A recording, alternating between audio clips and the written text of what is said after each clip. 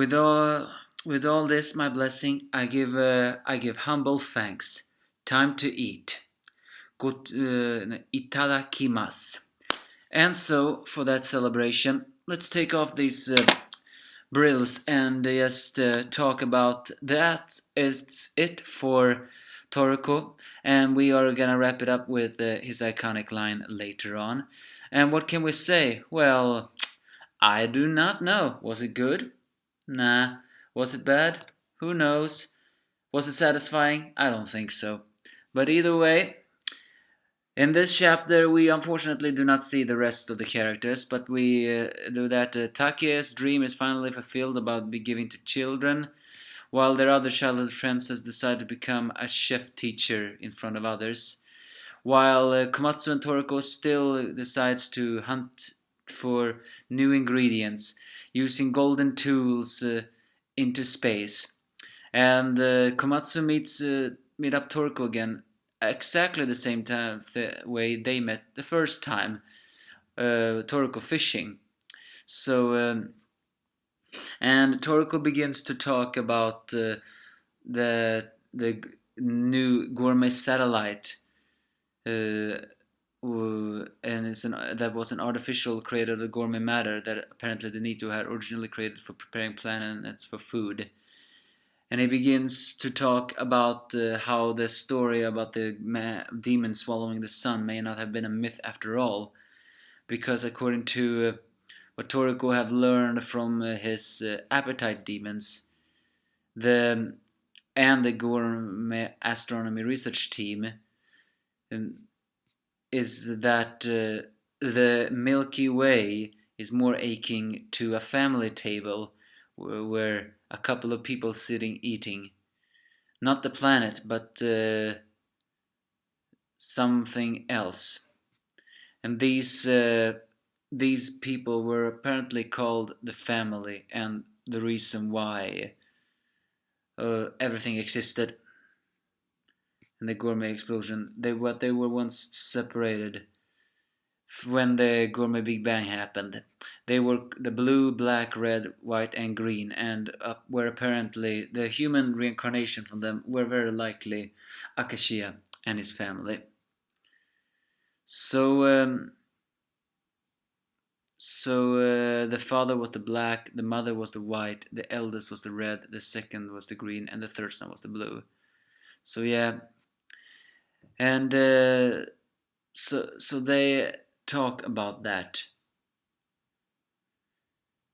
and anything more that this, and it's time for them to. They're gonna head off into space to search for new ingredients. That's strange. Toriko have just married, and now he's splitting up. And he also begins to talk about what happened to the 8 kings after the war. Apparently, the 8 kings,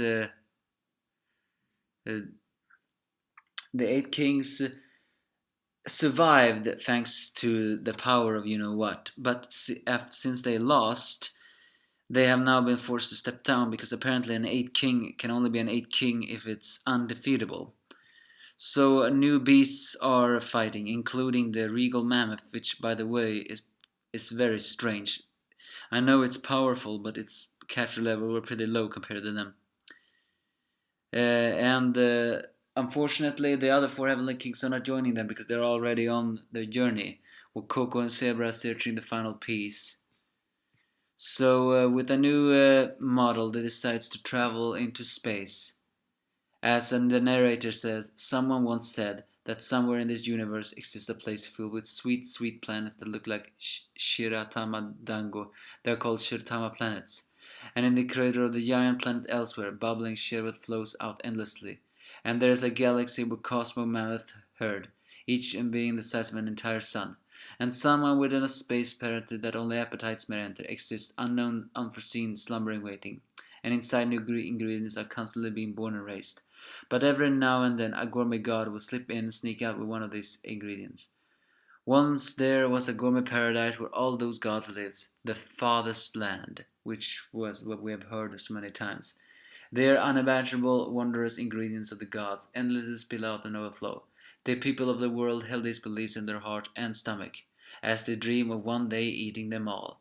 And so the adventure ends, but it's at the same time begins, as new ingredients awaits Toriko and Komatsu. We still didn't get a single uh, uh, hints about what we're gonna get next from Toriko, but as he would say, mm, thank you for the food. Gocho-sama deshita. Unfortunately, I cannot pronounce that, but konosubete kansha komase itadakimasu. Sorry, cannot pronounce that. And what was the Japanese now again? Gocho-sama deshita. And so, Toriko manga has now wrapped up. However, we have apparently been promising something else. As the narrator says that as long as they're alive, our stomachs will hunger, for the adventure will never end. Thank you for enjoying Toriko for these 8 years and a half. For more info on Jump Comics and my next work, please check the next page. Because apparently the creator of Toriko is already going into a new series. He called it Ore Goraso. What, another main character who talks with an Ore accent? Ore Goraso, I wonder what that means. Well, either way, that's all for Toriko. Thank you for watching, if you have watching. What is my final thoughts about Toriko? Was it good? Well, it was certainly not bad. But after it reached 300 chapters, the pacing of Toriko actually got way down. And I still haven't forgiven the pair arc. The pair arc was the worst arc Toriko ever created. And I blame that one. I blame the pair arc for the reason why people lost faith in Toriko and decided to stop reading it. It only got downhill from there. The cooking arc, festival arc, was undoubtedly one of the biggest action-packed arcs ever. But the air arc, it felt very wasted. It could have been so much more, but it wasn't. So all in all, it wasn't a bad manga. I just felt like there was some things missing. Or also the waste of characters fighting. But oh well. Thank you for watching. Give me your thoughts if you have any.